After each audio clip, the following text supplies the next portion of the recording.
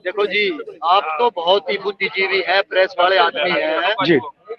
जैसे किसी भी रोजगार में, नौकरी में तनख्वाह जरूरी होती है ना, जी। तो इसीलिए एमएसपी भी जरूरी है साहब।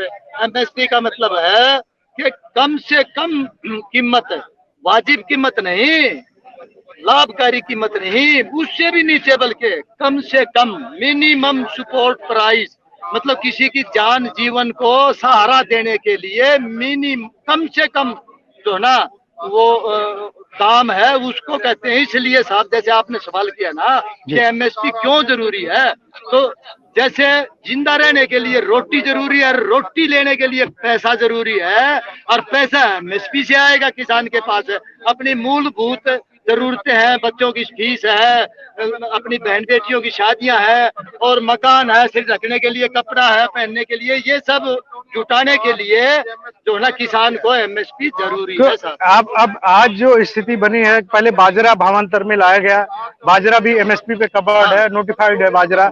अब उसके बाद इसका नंबर आ गया सूरजमुखी का। तो आपको क्या लगता है कि ये आगे दूसरी फसलें भी ला सकते हैं?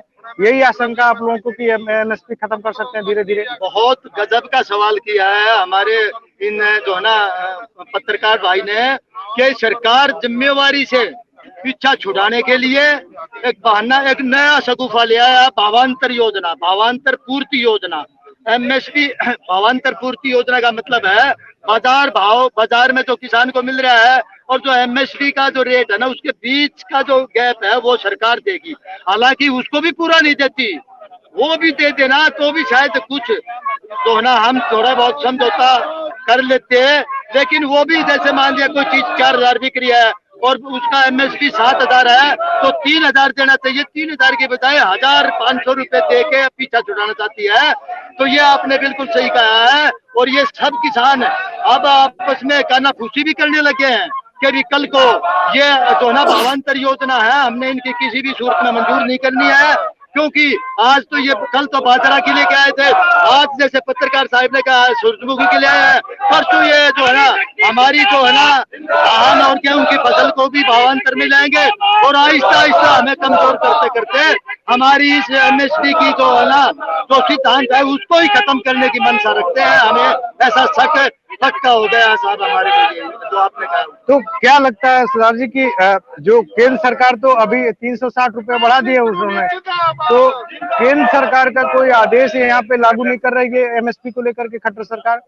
ये भी एक और भी गजब का सवाल पत्रकार साहब ने किया है। देखो ध्यान से सुनो, इस सरकार ने इसका मतलब अपने गिने चुने दिन लाने महसूस करने शुरू कर दिया। अगले साल की एमएसपी मेरे को लगता है इनको लग गया कि हमारा राज शायद नहीं रहेगा, इसलिए क्यों ना इसी साल इसको डिक्लेयर करते हैं। आज तक नहीं हुआ था इन्होंने, इस एमएसपी को तो दे नहीं रही है ये, और अपने आने वाले टाइम में अगली प्लान में शायद ये राज में ही नहीं आए। इसलिए इन्होंने सोचा कि अगली सरकार को शर्तर्ती करने के लिए, आने वाली सरकार की सिरदर्दी करने के लिए अगले साल की एमएसपी सूरजमुखी की बहुत चालाकी से, बहुत दूरता से, बहुत बड़े षड्यंत्र के तहत इसी साल लागू कर दिया है। जबकि इस साल वाली को दे नहीं रहे और हमारे को उल्लू समझ के हमारे को लॉलीपॉप देना चाह रहे हैं। सिर्फ बातों में हमारा फुद्दू बनाना चाह रहे हैं कि भाई आपकी अगले साल की 67 कर दी है। अरे मेरे गुरुजी हो, इस साल की तो दे दो, अगले साल की तो बहुत दूर की बात है।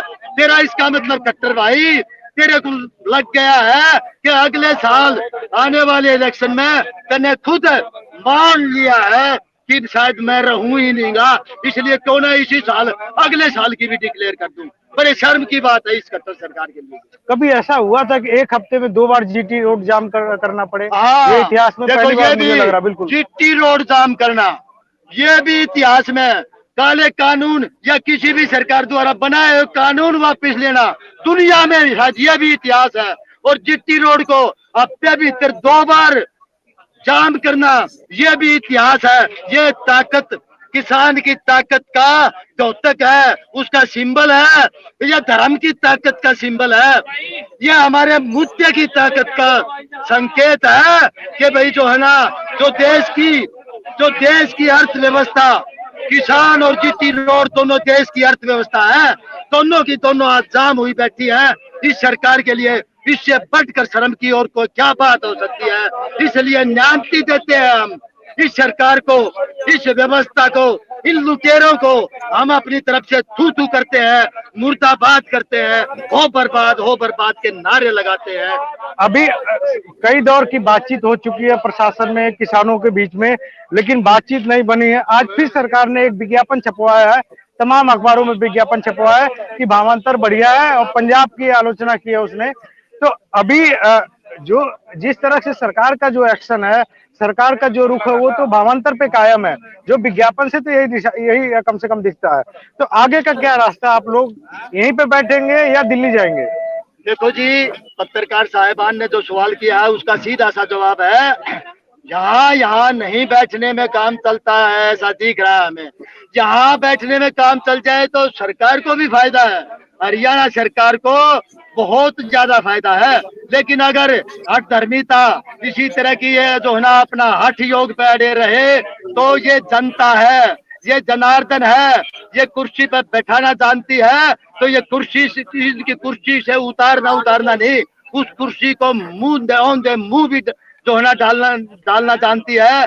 इसलिए जैसे कि ये पूछा ना भाई यहाँ में काम चला लोगे या दिल्ली की तरफ कूच करोगे, ये हमारे नेता पहले भी कह चुके हैं कि भाई अभी तक तो है तेरे हाथ में बात, हरियाणा सरकार के हाथ की बात है, या तो इसको सूरजमुखी के मुद्दे पर निपटा ले, और नहीं तो अगर इसका सतर, इसका फैलाव आंदोलन का बढ़ गया तो ये राष्ट्रीय स्तर का आंदोलन हो जाएगा, और फिर राष्ट्रीय सरकार है उसकी सिरदर्दी ठीक उसी तरह से हो जाएगी जिस तरह पिछले दिनों दिल्ली बॉर्डर को, चारों तरफ से दिल्ली के बॉर्डरों को जो है ना किसानों ने अपना घर बना लिया था और सरकार को घुटनों के बल ला दिया था। तो बढ़िया यही है कि हमारी हरियाणा सरकार या तो समय रहते इनकी बातों को, हम किसानों की समस्या को, हम किसानों की इस न्याय युद्ध को मान दे, सम्मान दे, हमारे धर्म युद्ध को अपना फर्ज मान के इसके साथ होके हमारी मांग को पूरी करे, हमारी एमएसपी की मांग,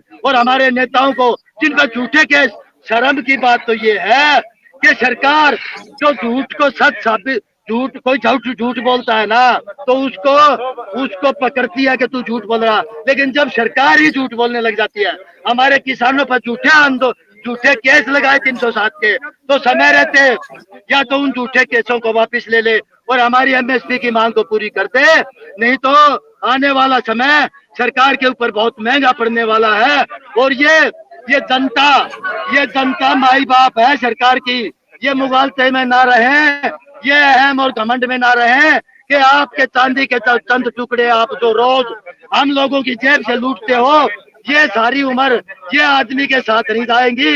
आपके सिकंदर महान ने भी ये बात मानी है कि इन चांदी के चंद टुकड़ों के बारे में अपना धर्म भ्रष्ट ना करके या तो मानवता का धर्म को, न्याय को अहम दो, उसको तो ना मान दो, नहीं तो आने वाला समय आप लोगों का बहुत बुरी तरह से मात देगा और आप लोगों को मुंह की खानी पड़ेगी। जी, खट्टर के लिए तो आपने काफी सारी बातें कह ली। दुष्यंत चौटाला आपके बीच का है। ये तो बिल्कुल आपने दुष्यंत चौटाला का नाम लेके हम किसानों के जख्म के ऊपर जो है ना नमक छिड़कने का काम किया है। ये लोग हमारे किसान भाइयों को खट्टर से भी पहले दुष्यंत चौटाला जो हमारे को वोट बैंक समझता है, किसान को वोट बैंक समझता है, उनको भी जो है ना पता नहीं क्यों दुर्योधन की तरह वो अंधा हो गया है, दुर्योधन की तरह अहंकारी हो गया है।